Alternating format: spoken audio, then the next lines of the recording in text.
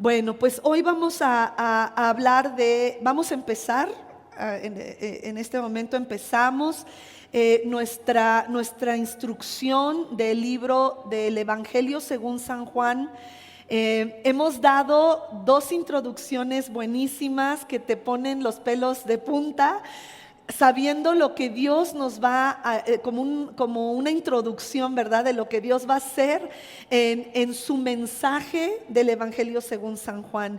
Y hoy, mientras hacía un poco de ejercicio, meditaba en Juan. No es mi intención hablar mucho de él, pero sí el que escribió junto con su hermano, Jesús les puso Boanerges, que significa hijos del trueno. ¿Y a quién le vas a decir eres un hijo del trueno, verdad? ¿Qué quiere decir eso? Que tenían un carácter difícil, que tanto él como su hermano eran personas quizá aguerridas, eran voluntariosos, pues te sorprendían porque eran rápidos para actuar, ¿no? Los hijos del trueno. Otra cosa que estaba recordando, ¿verdad? Es que los otros evangelios se escribieron como a los 30, 40 años después de Cristo. Sin embargo, y esos eran, no sé si has escuchado que esos tres evangelios, Mateo, Lucas y Marcos, son los evangelios sinópticos. ¿Has oído esa palabra? Esos son los evangelios sinópticos. Significa que es una sinopsis, eso es lo que significa. De hecho, Marcos él no conoció a Jesús pues así personalmente, sino que él fue como un periodista. Y si tú te das cuenta, cuando empieza Marcos dice: he querido hacer un recuento de lo que Juan nos enseñó.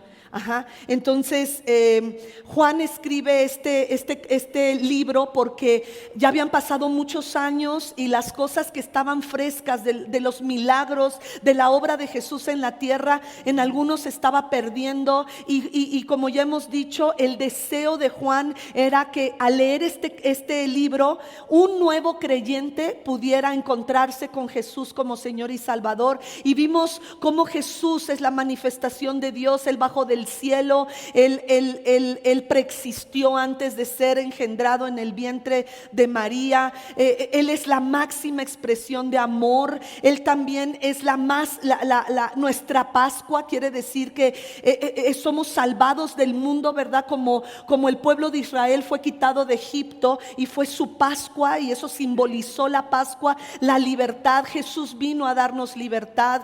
También nos habla acerca de Satanás. Jesús nos habla acerca de Satanás como el príncipe de este mundo, aquel que tiene este mundo en sus garras, y por eso nada de lo que hay en este mundo nos dará paz. Quizá nos pueda dar alegría por cierto tiempo, nos pueda dar placer por unos cuantos minutos o días. Sin embargo, nada en este mundo es permanente. Nuestra vida es allá en Cristo, en el cielo. Allá hay una parte en el cielo que se llama el paraíso, donde hay un lugar donde Jesús está preparando para ti y para mí, porque dice: donde yo estoy, quiero que ustedes estén conmigo. También vimos los resultados de la revelación de Jesús, ¿verdad? Como Él vendrá una vez más.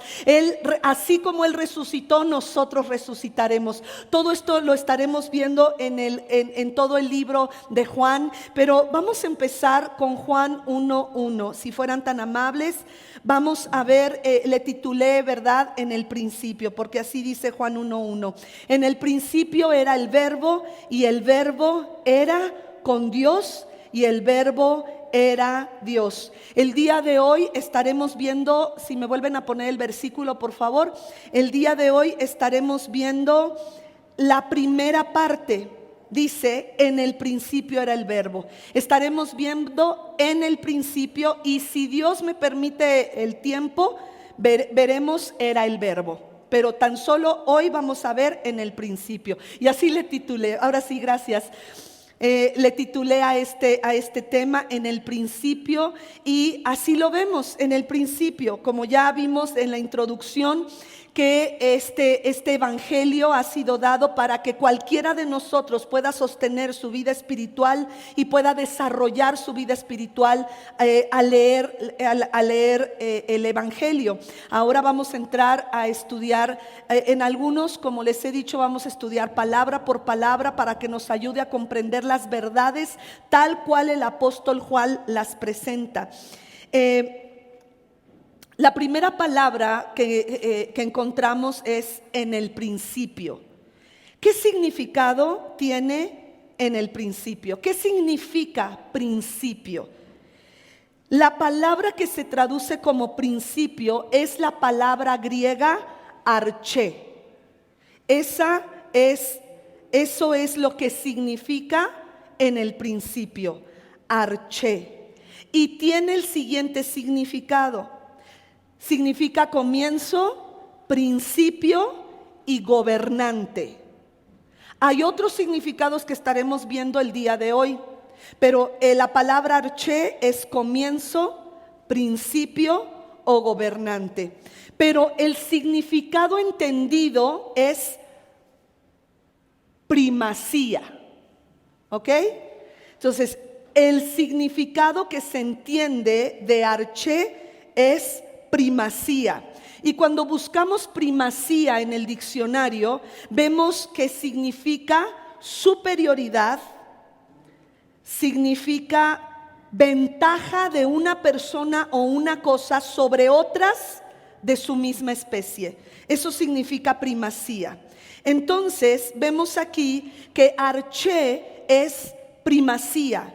Ahora, la primacía que habla el griego, arché, es de tiempo y también significa en rango. Entonces, cuando dice en el principio era el verbo, vamos a ver después el verbo, porque se habla del verbo como si fuera un nombre propio. ¿Y quién es el verbo? Jesús. Entonces, está hablando arché en el principio. Jesús es el gobernante, Él es el comienzo, Él es el principio. Es la primacía referente al tiempo y en referencia al tiempo y rango, ¿ok? Él es por sobre todos. Entonces, en lo referente al tiempo, denota el punto de un nuevo inicio en una secuencia o en un lapso. Nuevamente, hablando de tiempo, arché denota un punto de un nuevo inicio. Y eso me impresionó mucho, porque estaba recordando Gálatas capítulo 4, creo que es versículo 4, pero cuando llegó el tiempo, Jesús es revelado, nacido de mujer, es revelado a nosotros. Y mucho tiempo en Gálatas 4, del 1 al 4, Dios me habló de cómo cada uno de nosotros tenemos un tiempo específico en el que nos encontraremos con el principio, con el verbo, con el arché, con Jesús. Amén. Tenemos un principio. Jesús es el principio de todo, pero tú y yo no llegamos a la misma edad a conocer a Jesús. Algunos quizás sí levantamos la mano el mismo día, ¿verdad? A lo mejor en un desayuno de mujeres, en una campaña evangelística, a lo mejor en una reunión normal de la iglesia, alguien me invitó, yo levanté la mano y ese fue mi arché. En el tiempo de mi vida, en el tiempo cronológico de mi existencia sobre esta tierra, hubo un arché donde Jesús se encontró conmigo y yo me encontré con Él. Qué emoción, ¿verdad? Esto me impresiona mucho porque crecí en una iglesia donde los años de ser parte de esa congregación era así como wow. Sin embargo, a veces las personas que llegaban a conocer del Señor, y se les daba algún cargo, automáticamente las personas que tenían muchísimo tiempo fijaban sus ojos en esa persona, quizá para criticarla o para checar sus errores. Sin embargo, este arché me trajo tanta luz, no sé. Quisiera explicarles esta luz de que cuando Cristo viene a nuestra vida, y espero ser muy clara, su luz invade. Y más adelante el capítulo 1 Juan dice, hablando de Juan el Bautista, él no era la luz. Él venía a preparar el momento que la luz llegara al mundo. Jesús llegó y alumbró nuestra vida, alumbró nuestro entendimiento y nos dimos cuenta de la necesidad que teníamos de Él. Eso una religión y una filosofía no lo puede llevar a cabo, sino el arché, ese momento específico, ese nuevo comienzo. Cuando tú levantaste tu mano, o quizá no la levantaste, pero le abriste tu corazón a Jesús. A lo mejor después te alejaste de Él y vuelve otra vez ese arché, porque dice aquí que en lo referente al tiempo denota el punto de un nuevo comienzo. Hoy entiendo un poquito más la parábola del hijo pródigo, porque hubo un arché en el hijo pródigo. Hubo un arché en que él se salió de casa, él le pidió a su padre que lo heredara en vida, lo cual era una afrenta para su padre. Eso era una vergüenza para su padre, porque su hijo ni siquiera esperó a que su padre muriera. Él le pidió y le dijo, no quiero estar más en tu casa, no me interesa más estar bajo tu gobierno, bajo tu principio, ¿verdad? Bajo tu gobierno. No me interesa, entonces quiero que me des lo que es mío y me voy. Entonces el padre, en lugar de tomar la vergüenza, él esperó que su hijo regresara algún día. Ese padre que tenía dinero seguramente pudo haber pagado a un hombre que fuera a traer a su hijo donde quiera que lo encontrara. Y en ese tiempo, aunque no hubiera la comunicación en redes como hoy tenemos, que podemos saber lo que está pasando en China en un segundo, en un minuto, rápidamente nos metemos y ya estamos informados. Aún así él pudo haber sabido dónde estaba su hijo. No lo hizo. Él esperó ese arché en el que su hijo pródigo, el hijo que se había ido, pudiera tener un encuentro con Jesús y regresar y abrir su entendimiento, porque dice Lucas capítulo 15 que él volvió en sí como si hubiera estado raptado por marcianos, como si hubiera estado en una confusión mental. Dice la Biblia que de repente él volvió en sí. Muchos de nosotros quizá conocimos de la palabra y fuimos seducidos hacia el mundo, y hubo un momento en el que dándole de comer a los marranos, o a lo mejor ni siquiera le dabas de comer a los marranos, a lo mejor nosotros nos convertimos en los marranos y estábamos perdidos. Sin embargo, hay un momento, un momento en el tiempo donde hay un arché. Y también puedo comprender el dolor del hermano mayor, que dijo, ¿cómo? Yo me la he pasado aquí trabajando en la viña, en tu hacienda, bajo tus normas. Como padre te he respetado, no te he pedido nada ni siquiera para mis amigos, no te he pedido nada ni siquiera para una fiestecita. Puedo entender su frustración, pero necesitamos nosotros comprender la moraleja de esta parábola. Dios no quiere ni que seamos como el hermano mayor, ni que seamos como el hijo pródigo. El Señor anhela que podamos tener un corazón abierto, sensible a su voz, y que podamos caminar en su camino, haciendo su voluntad día con día. Eso no nos va a dañar, al contrario, será de bendición. Por lo tanto, si tú has crecido en la iglesia, si tú has estado aquí desde el vientre de tu madre, y hablando de aquí, estoy hablando de la presencia de Dios, no te salgas de la presencia de Dios, no lo hagas, y tampoco te canses, sino que permitas que haya en ti esa espontaneidad de mirar que el Señor me habla, y que soy privilegiado, somos privilegiados, que el Señor nos dé palabra profética, nos dé palabra que traiga bendición a nuestra vida, y que esa sorpresa no se quite de nosotros. Sí, como que muchas cosas sí dependen de nuestra decisión. ¿Por qué? Porque no somos autómatas, no somos robots. Dios nos ha dado un libre albedrío, limitado, pero es un libre albedrío, y tú vas a decidir qué clase de vida vas a vivir. Pero estate dispuesto a transitar este arché, este comienzo con Dios, este principio, y que Jesús venga a ser tu gobernante. Arché, ahora si hablamos arché en lo que es la filosofía, arché, acuérdate que en ese tiempo la filosofía griega estaba en su mero auge.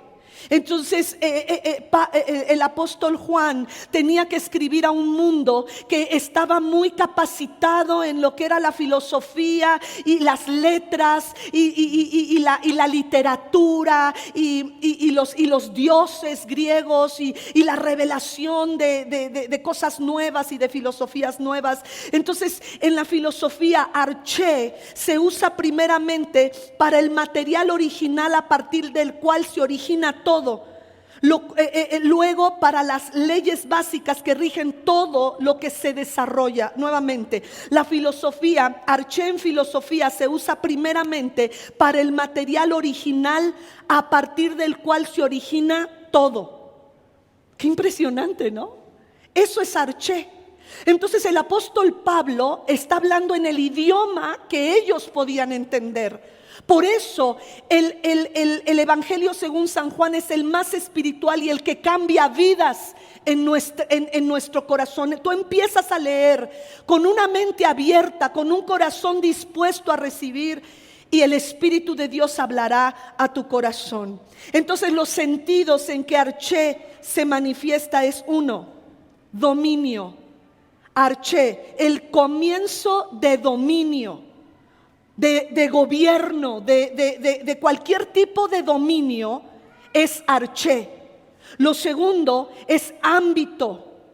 Arché también se mueve o tiene que ver con el principio de ámbito, como pudiéramos hablar, este ámbito donde nosotros nos movemos, este ámbito donde nosotros nos manejamos, el ámbito donde tú te desenvuelves y te desarrollas en tu familia, el ámbito de tu trabajo, el ámbito del momento y lugar que estamos viviendo. Eso es el comienzo del ámbito o arché. También en el punto número 3 tiene que ver arché en autoridades. Arché significa el principio o el comienzo de todas las autoridades, de todo el gobierno, de todo lo que tenga que ver con alguna persona o cosa que está en preeminencia y que se usa para dar o delegar autoridad. Eso es arché. Tiene que ver entonces los sentidos en los cuales se usa arché, es en el dominio, ámbito y autoridad. El sentido en el cual se usa también nuestro texto, en el principio era el verbo, y estamos enfocándonos en el principio. El sentido en el cual se usa este texto es el principio, escucha, temporal del universo. Otra vez, el inicio o principio temporal del universo. Eso es arché. Es interesante que esta palabra también significa, como ya decíamos, gobernante. Arché significa gobernante y al usarse en este sentido significa jefe. Así que sí le puedes decir a tu jefe arché. Porque es el gobernante, ¿va? Te va a decir, ¿qué te pasa? ¿Qué onda mi arché? ¿Va? Ese es gobernante o jefe. Es el jefe en varias aplicaciones o en el orden o en el lugar de rango. Eso es arché. Esto para nosotros es interesante porque con esta palabra Juan le está dando a nuestro Señor Jesucristo una primicia única. Diga conmigo, primicia única. Y es bien bonito porque todas las demás cartas, bueno, por eso son epístolas y no es un evangelio, pero todas las demás cartas, las epístolas tienen unas características literarias específicas, por eso es una epístola y siempre tiene un saludo. Empieza con un saludo. Yo, Pablo, siervo de Jesucristo, apóstol del Señor Jesucristo, le saludo junto con mi hermano Timoteo. O sea, es una carta. Sin embargo, aquí el apóstol Juan no pierde el tiempo y empieza en el principio.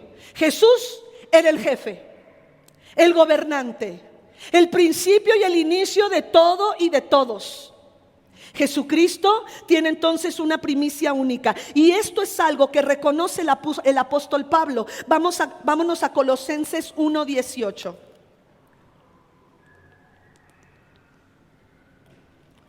El apóstol Pablo dice: y él, hablando de Jesús, es la cabeza del cuerpo, que es la iglesia. Él, que es el principio, ahí está arché.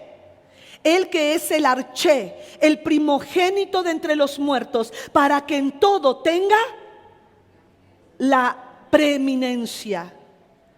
Hasta ahí, ¿verdad? Ahí llegó el versículo 18. También es interesante que esta palabra que usa Juan tiene más uso para un gobernante y autoridad que uso en relación con el tiempo. O sea, no está hablando del tiempo como Génesis 1:1. Génesis 1:1 habla en el principio, hablando del principio de los tiempos. Pero arché tiene más, así como lo usa Juan, en el arché, en el principio era el verbo. Entonces, arché está apelando a una autoridad, a un gobernante que tiene, o sea, Jesús es el arché, pero también habla, arché significa, otro significado de arché es poder sobrenatural. Ay, qué impresionante el griego, ¿no? Porque el griego denota tantas cosas, y nosotros cuando vemos el diccionario Strong y vemos lo que significa arché, hay todo un despliegue de información, y esta palabra se deriva a otra, y se deriva a otra, y se deriva a otra. Y arché significa poder sobrenatural. Entonces está diciendo, en el principio el jefe, el gobernante, el inicio, el poder sobrenatural era el verbo. ¿Ok? Esto apela al poder sobrenatural que vemos a lo largo de los 4 evangelios en nuestro Señor Jesucristo. Ese poder sobrenatural que decíamos, hemos enseñado, ¿verdad? Que Jesús resucitó muerto, ¿verdad? Resucitó a Talita Cumi, resucitó al único hijo de la viuda que iba en el féretro en la calle, resucitó a Lázaro, de los que recuerdo. ¿Vemos en el Antiguo Testamento que algún profeta o líder espiritual haya resucitado a alguien? Sí. Vemos a Eliseo, que resucita al hijo de la tsunamita. ¿Se acuerdan? Vemos también a Elías, que también resucita a otro varón. ¿Sí? ¿Ya se acuerdan? Entonces, bueno, hasta ahí podemos decir Jesús es un profeta. Ok, Jesús también sanó enfermos, ¿verdad? Enfermos terminales. ¿Hay alguien en el Antiguo Testamento que haya sanado? ¿El del Antiguo Testamento que haya sanado? También, ¿verdad? También hubo Naamán. ¿Se acuerdan de Naamán? Tenía lepra. Y Eliseo le dijo: ve y lávate en el río Jordán. Y aquel se pone sus moños, ¿no? Y me hubiera ido al río Farfán y al río no sé qué, que están más chidos que el río Jordán. No sé si estaba contaminado, ¿ah? Pero él se tuvo que humillar, se quitó lo que usan, armadura, que seguramente si se meten con la armadura pues se ahoga, ¿verdad?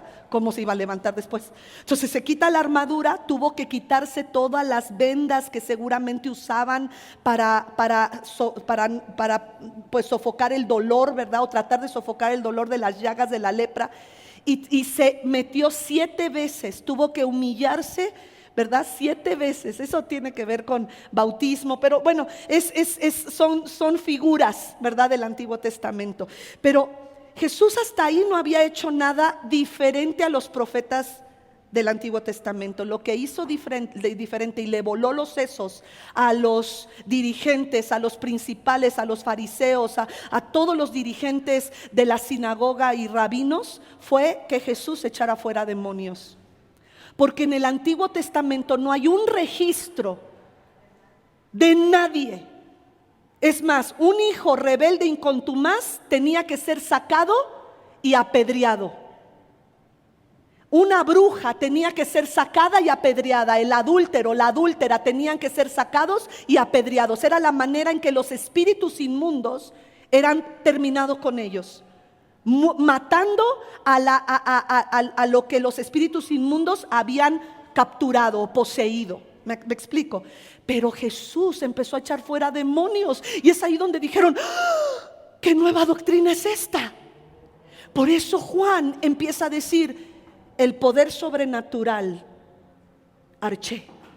Eso es poder sobrenatural. Lo siguiente que vemos que significa arché es esfera de autoridad. Eso también significa arché, esfera de autoridad. Y esto una vez más nos demuestra no solo que Jesús tiene poder sobrenatural, sino que el Señor está en una esfera de autoridad única. Diga conmigo, única. Exacto, no hay nadie por encima de él. No hay principado, no hay gobierno, no hay autoridad, no hay demonio, no hay hueste espiritual, no hay nadie que pueda estar por encima del Verbo, por encima del arché, por encima de Jesús. No hay. Él es el único que está en poder sobrenatural y el único que está en una esfera de autoridad que no es comparable a ninguna otra esfera de autoridad. Aleluya. Y vamos ahora a cómo empieza o por qué empieza Juan hablando del principio del arché en su evangelio. Creo que es porque tiene que ver con el reconocimiento de que Jesús es el principio de todas las cosas. ¿Por qué Juan empieza con en el arché? Porque, o el griego dice arché, era el verbo, arché. Jesús es el principio de todas las cosas. Incluso Jesús fue el primero en hablarnos de su propio evangelio. Vamos a Hebreos 2:13, por favor.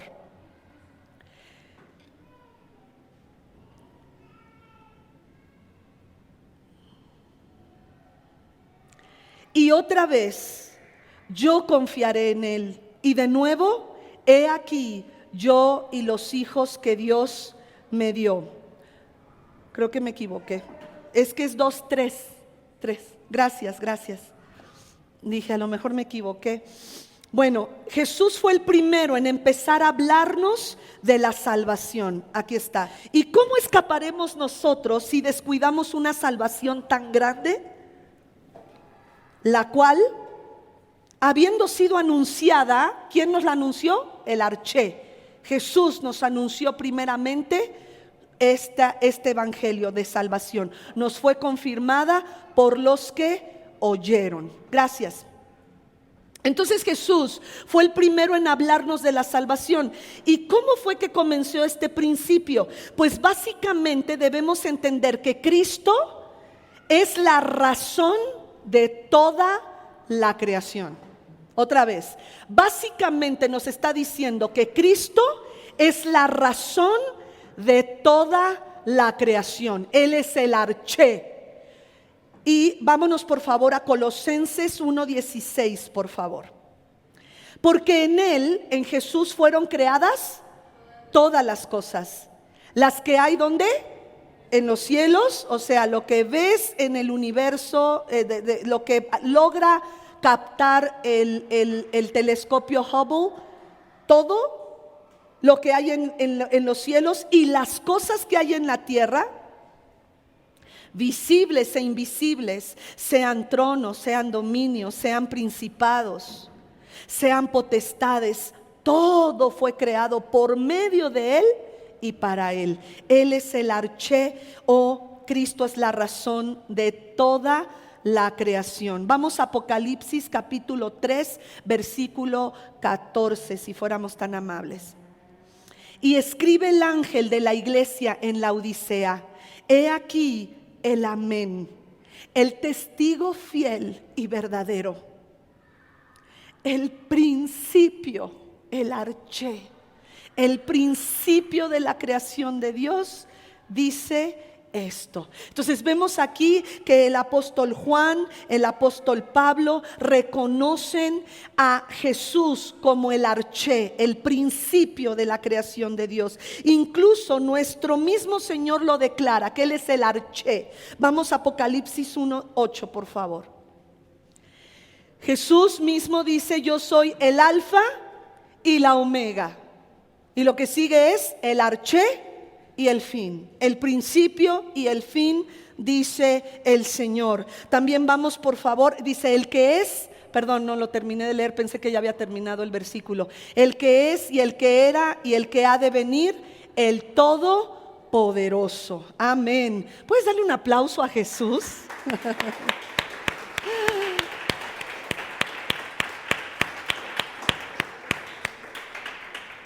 Que el Espíritu Santo pueda ir abriendo en nuestro corazón y nuestra mente el entendimiento de a quién estamos sirviendo y por qué Jesús es Dios y por qué servimos a Jesús y por qué es a través de Él que podemos llegar al Padre, y es el Espíritu Santo que nos dirige a todo lo que Jesús nos ha enseñado. Él es el arché. Vámonos a Apocalipsis 22:13, y yo creo que por eso la persona de Jesucristo ha sido tan atacada en todas las filosofías paganas. Dice Jesús: yo soy el alfa y la omega, el principio y el fin, el arché, ¿verdad? El arché y el fin, el primero y el último. Nuestro Señor Jesús declara que Él es el arché. Ahora, ¿qué resultados esperaba Juan de que supiéramos acerca del arché? ¿Por qué era tan importante empezar su evangelio con esta palabra, arché? Creo que básicamente es porque decíamos que Jesús es el principio de todo, y al conocer que Él es desde el principio, entonces, escúchame, esto el diablo no quiere que lo escuches. Tenemos autoridad nosotros para vencer espiritualmente en todos los sentidos de nuestra vida. ¿Por qué? Porque el poder sobrenatural de Dios, el arché de Dios, está en nosotros. Al abrir nuestro corazón a Él, al orarle a Él, al confiar en Él, al rogarle a Él, al orar a Él, Él viene a ser lo más importante, el alfa, el omega, el principio y el fin. Por lo tanto, tú y yo debemos de vivir una vida que va de triunfo en triunfo, de poder en poder, para ti y para mí. No debe de haber nada que pueda ser difícil, porque el arché, el Dios Todopoderoso, está con nosotros. Aleluya. Entendemos entonces que principio del griego es arché. Significa primacía en tiempo y en rango. En nuestro texto significa principio temporal del universo. Pero no podemos ignorar los otros significados que nos da la palabra, que son gobernante, poder sobrenatural y esfera de autoridad. Otra vez, gobernante o jefe, poder sobrenatural y arché, el principio de la esfera de autoridad. Jesús está en preeminencia y en primacía por encima de estos tres ámbitos de arché o de principio, ya que en todos estos significados casan muy bien con lo que es nuestro Señor Jesucristo y lo describen como el principio de todas las cosas. ¿Por qué Juan usa la palabra principio en su evangelio? Tiene que ver con el hecho de que reconozcamos a Jesús como el principio de todas las cosas. Jesús, Cristo, Él es el principio de todas las cosas. Y también Él es el principio de absolutamente todo. Incluso fue el principio de hablarnos. Él fue el primero de hablarnos del Evangelio. Lo acabamos de ver en Hebreos 2:3. Dice: pues Dios así quiso darnos a entender como Él es el principio también de toda la creación. Cristo es el principio de toda la creación. ¿Qué resultados debemos esperar de que Juan nos hablara del principio? Pues que tenemos que hoy empezar a relacionarnos con Jesús. Amén. Debemos hoy, si no lo has hecho, empieza a relacionarte con Jesús. Dejo esta semilla en tu mente y en tu corazón. Necesitamos empezar a relacionarnos con Jesús. Si tú ya tienes una relación con Jesús, sigue relacionándote con Jesús, porque Él es el principio de todo y de Él depende tu vida. Ahora sí, vámonos otra vez a Juan 1:1, por favor, y vamos a ver la segunda parte de la primera parte del versículo 1. Vamos a ver Juan 1:1. Ahora sí, ya vimos el arché, el principio. Y dice, en el principio era el verbo. Ahora vamos a ver lo que es verbo. Nos damos cuenta entonces, porque hace rato lo comentábamos, que aquí se le dice a Jesús, en el principio era el verbo. Verbo, vamos a ver por qué significa esta palabra, qué es verbo, por qué Juan llegó a esta decisión de llamarlo verbo, porque lo llama verbo como si fuera un nombre propio, como si fuera Juan, Pedro, Mario, ¿sí? ¿Y qué esperaba lograr para darlo a conocer así? En primer lugar, ¿qué significa verbo? Verbo viene del griego logos. Verbo viene del griego logos. Entonces debemos empezar a ver esta palabra, como decíamos, un nombre propio de Cristo. Juan le da a Jesús ese nombre, el verbo. Verbo es logos. ¿Y por qué lo llama así? Vamos a empezar a contestar estas interrogantes. No creo que me dé tiempo el día de hoy, pero vamos a seguir hablando acerca de esto. Por el sentido que usa Juan en su evangelio, nos damos cuenta que le llama así porque Juan reconoce a Jesús como el logos o el verbo. Sabemos qué significa verbo, ¿verdad? Un verbo, cuando fuimos a clase de español, ¿qué nos decían? El verbo es una acción. Muy bien. Muy bien. Alguien sí nos acordamos de primaria, ¿verdad? El verbo es una acción. Entonces, Juan lo llama verbo para que aquellos oyentes que estaban escuchando la palabra o que iban a leer el evangelio de Juan supieran que el verbo o Jesús es la comunicación final de Dios para su pueblo. Si me pueden ir buscando Hebreos 1:1, no lo puse pero váyanme buscando Hebreos 1:1. Jesús, entonces al decir es el verbo, es la comunicación final de Dios para su pueblo. Vámonos a Hebreos 1:1 y quizá también el 2 dice, Dios habiendo hablado muchas veces y de muchas maneras en otro tiempo a los padres a través de los profetas, versículo 2, en estos postreros días nos ha hablado por el Hijo, a quien constituyó heredero de todo y por quien asimismo hizo el universo. Entonces ahí vemos otra vez el arché, Jesús el inicio de todo. Está lloviendo, así es que no podemos irnos. Al decirle Juan verbo, que es una acción, está diciendo es una comunicación y es la comunicación final de Dios para con su pueblo. Aleluya. Es decir, en toda la historia de Dios, como lo acabamos de leer en Hebreos, Dios se había revelado a través de sus profetas, había hablado a través de ellos, había hablado a ellos y a través de ellos. Pero ahora esta palabra logos, que significa voluntad de Dios, profecía divina, esta voluntad de Dios y profecía divina se había encarnado. Por eso es el verbo. Porque al decir logos, no es algo que está en acción, no solamente es letra.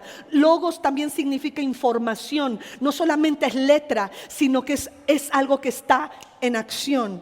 También logos significa trató de dar a entender Juan que Jesús es la voluntad revelada de Dios. Qué impresionante todo esto, ¿no? Digo, yo me quedé asombrada de lo que esto significa. En el principio era el verbo. Cristo es la voluntad revelada de Dios para con el hombre. Es por eso que Jesús hace esta poderosa declaración. Vámonos a Juan 14:9, por favor. Y en Juan 14:9 Jesús dice lo siguiente. Jesús le dijo, tanto tiempo hace que estoy con ustedes y no me has conocido, Felipe. El que me ha visto a mí, ha visto al Padre. ¿Cómo pues dices tú, muéstranos al Padre. Entonces vemos aquí que el Logos tiene que ver con la voluntad revelada de Dios, y por eso Jesús dijo: ¿cómo preguntas? Felipe le dice: Jesús, muéstranos al Padre y nos basta. Estamos chidos contigo, te creemos todo lo que nos has dicho te lo creemos. Muéstranos al Padre. Y Jesús le contesta lo que acabamos de leer: tanto tiempo que estoy contigo y no me conoces. El que me ha visto a mí ha visto al Padre. Logos es una palabra que Dios da al hombre, la cual el hombre no pudo haber descubierto por sí mismo. Esta es una palabra que Dios tuvo que haber revelado al hombre. Y tenemos que ver el significado de Logos a la luz del pensamiento judío. En el pensamiento judío, la palabra no era simplemente un sonido articulado. Logos, palabra, eso significa logos, palabra. No era nada más una palabra con un sonido articulado que decía cosas, sino que la palabra hacía cosas. Por eso dijo verbo, porque es algo en acción. La palabra que hace cosas. Por eso cuando tú recibes a Cristo en tu corazón, no importa qué tan burros seamos, puede decir en lugar de amén, ouch. No importa qué tan, dice uno de los cantores de David, era yo como una bestia, porque así lo dice en uno de sus salmos. Por poco y se resbalaron mis pies, era yo como una bestia que no entendía nada, ¿no? No importa. El profeta Isaías dice: en este camino ni el más torpe se podrá apartar de él. Entonces nos gusta más torpe, ¿verdad?, que bestia o burro. Pero no importa qué tan torpes seamos, una vez que tú le has abierto tu vida a Jesús, es el verbo, la palabra de Dios revelada, la voluntad de Dios revelada a tu vida ha llegado, y no volverás a ser el mismo, porque esta palabra de Dios revelada empezará a hacer cosas en tu vida de una manera impresionante, que no volverás a ser la misma, no volverás a ser el mismo. El Logos de Dios, el que está haciendo las cosas en tu vida. Y quiero que vayamos, este mismo ímpetu está en Isaías 55:1, por favor.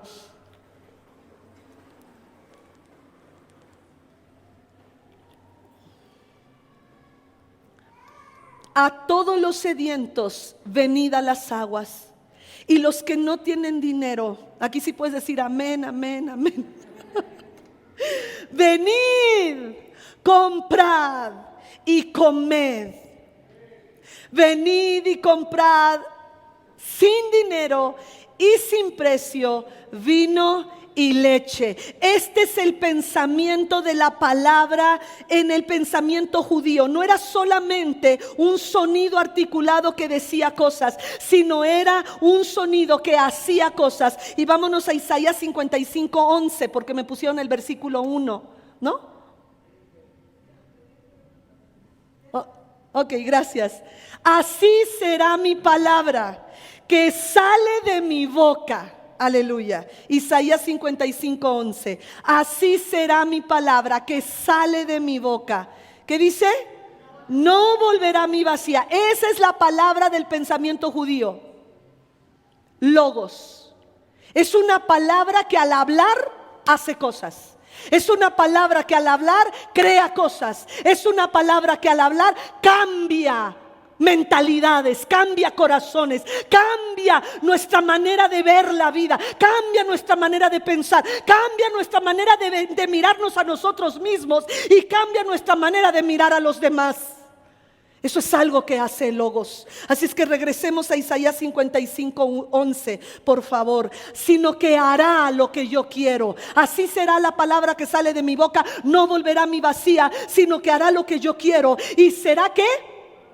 Ese es Logos. Será prosperada en aquello para que la envíe. Y nos gustó lo de venir y comprar sin dinero, ¿verdad? Pero está en el mismo capítulo, ¿verdad? Y ahí nos está diciendo: así será mi palabra. Ven y compra. Ven y toma de mí. ¿Qué está diciendo? Ven y sáciate. ¿Quieres leche? ¿Quieres pan? ¿Quieres agua? ¿Qué te hace falta en tu sustento? Porque mi palabra es así. Ven y compra sin dinero. ¿Dónde te van a decir eso, hermana? Digo, hermano, está bien difícil. El domingo llegamos a una iglesia donde al abrir la puerta en esta iglesia grande, iba con Abby, había una mesa bien grande con pan, ¿la viste? Y yo sin desayunar. Y dije, híjole, y sí tenía precios, pero yo no sabía que era un banco de comida. Y que cualquiera que llegue a la iglesia y tenga hambre, puede tomar ese pan. Se siente bien chido, porque hasta me di el lujo de agarrar 3. Y al primero, $1.99, ¿no? Casi $2. El otro costaba 50 centavos y me gustó más el de 69 centavos. Dije, uy, salí barata. Pero muy barata. ¿Por qué? Porque dice la Biblia, ven y compra. Así será mi palabra. ¿Qué te hace falta? Yo, espera de mí. La hermana Vicky dice, Dios me dio la palabra que me iba a dar la fuerza de 30. Es más, sus hijas ya se habían despedido de mí porque iban a estar 3 meses cuidando a su mamá y me dijeron, no vamos a venir a la iglesia, pastora, nos vamos a conectar, pero mi mamá va a estar en reposo absoluto 3 meses. ¿Y cuánto fue? 3 días.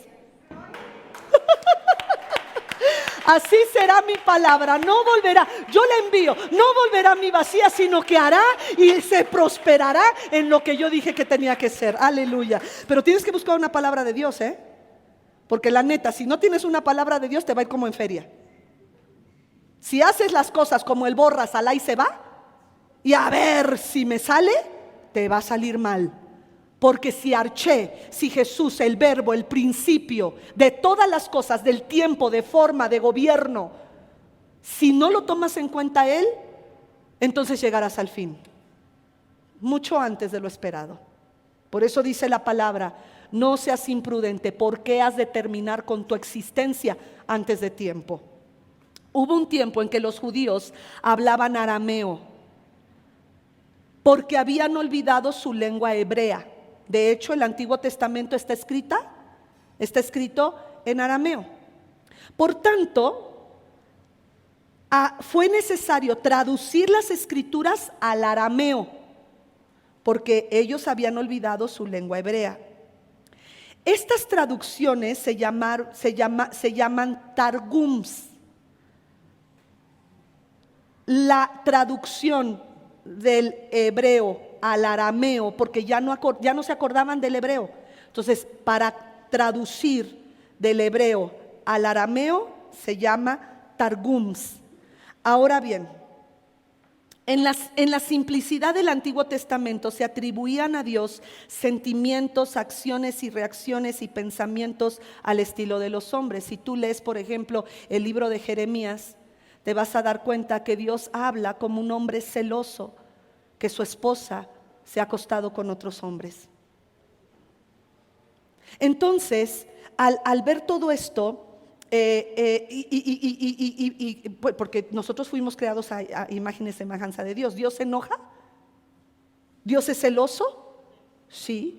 Y vemos en Jeremías a este Dios que está celoso porque su pueblo se ha ido tras los Baales y tras otros dioses. Y a lo largo de todo el libro de Jeremías vemos a un Dios que dice, pero si tan solo regresaras a mí, si tan solo te arrepintieras de tus pecados y de tus idolatrías y volvieras a mí, yo te recibiré y te limpiaré y te purificaré y serás mi pueblo y yo seré tu Dios.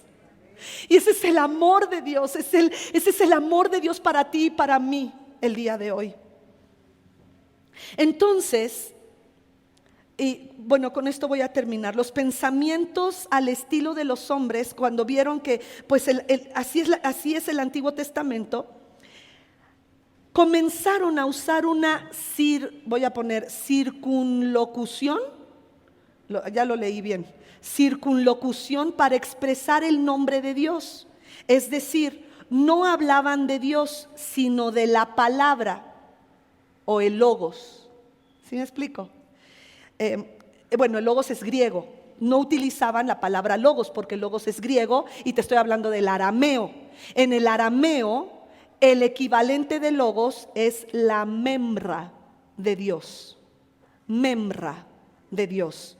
De hecho, vámonos a Éxodo 19, 17 y ahí da lugar en los targums, o sea, en la traducción del hebreo al arameo, en los targums dice que Moisés sacó del campamento, vamos a ver, dice, y Moisés sacó del campamento al pueblo de Dios para recibir a Dios.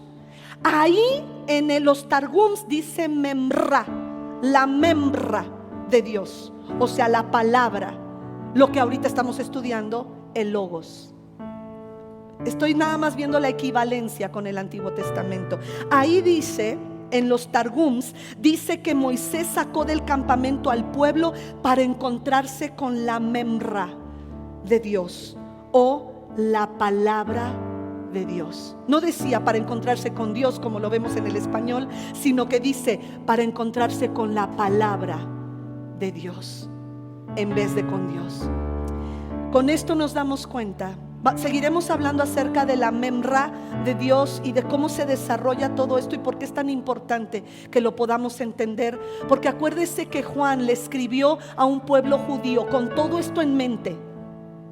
De qué es el logos, la palabra, qué significa, por qué dice en el arché era el logos, en el principio era el verbo, y por qué esto tenía una conexión y hacía algo en el corazón de los oyentes. Ponte de pie, por favor.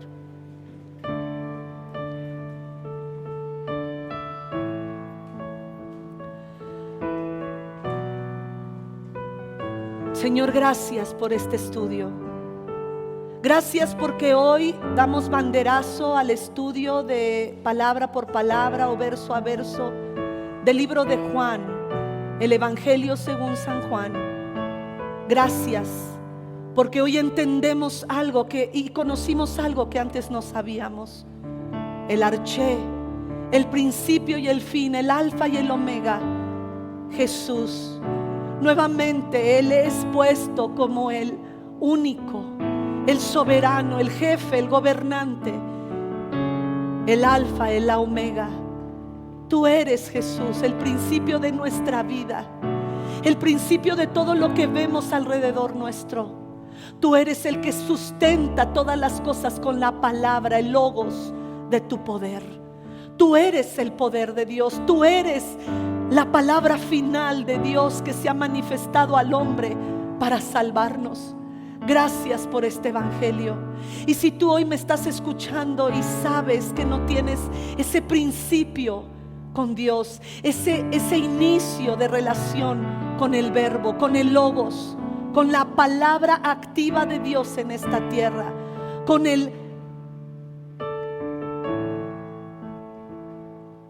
la acción de Dios, la voluntad activa de Dios revelada al hombre. Este es el momento en que tú puedes decirle: Señor, hoy te entrego mi vida y deseo que tú vengas a hacer los cambios que necesito en mi vida. Estoy cansado de vivir como he vivido. Estoy cansada de vivir como he vivido. Hoy te entrego mi corazón y mi vida. Señor, en el nombre de Jesús, te ruego que alcances a aquellos que todavía no te conocen, que puedan recibir este evangelio, que evangelio significa buenas noticias, que puedan recibir esta nueva noticia y su comienzo, su arché, con el verbo, con el logos, con la palabra de Dios, pueda empezar a tener un comienzo, una nueva historia en sus vidas. Padre santo y bueno, ponemos delante de ti nuestro corazón. Y hoy, si tú me estás escuchando y te has apartado de Dios, es tiempo de volver a Él. Vuelve a tu arché, a un nuevo comienzo y un instante en el tiempo, un nuevo comienzo para ti. ¿Cuántos necesitamos ese nuevo comienzo? Gracias, Señor. Hoy las palabras proféticas fueron tan directas. Olvida el pasado. Deja ese lugar donde estabas paralítico, donde no podías avanzar. Déjalo atrás y sigue adelante. Gracias, Señor Jesús, porque verdaderamente no hay otro nombre. Padre, te pedimos perdón porque al no tener una relación con tu palabra, eso significa logos, la palabra. Al no tener una relación con la palabra, con el logos, Señor, no tenemos una relación contigo y hemos descuidado la lectura de la palabra, hemos descuidado la meditación de la palabra. Hoy nos damos cuenta que tan importante es que vengamos al arché, al logos, tengamos un arché con el logos y tengamos un encuentro con el mamré, la palabra de Dios, del Dios viviente. Gracias, Señor, en tu nombre precioso. Ayúdanos a volver a retomar la lectura de la palabra y a creerla más que nada en este mundo. Gracias, Señor, en tu nombre precioso. El Señor me muestra que hay personas aquí que habían tenido mucho dolor por haberse alejado de Dios, y el Señor te dice: yo perdono tus pecados, yo perdono todo tu alejamiento, tengo mis brazos abiertos hacia ti, te amo tanto.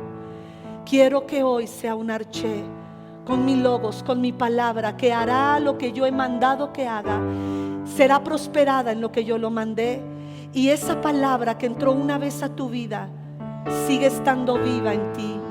Ven a mí, dice el Señor, yo no te echo fuera. Amén, amén. Gracias, Jesús.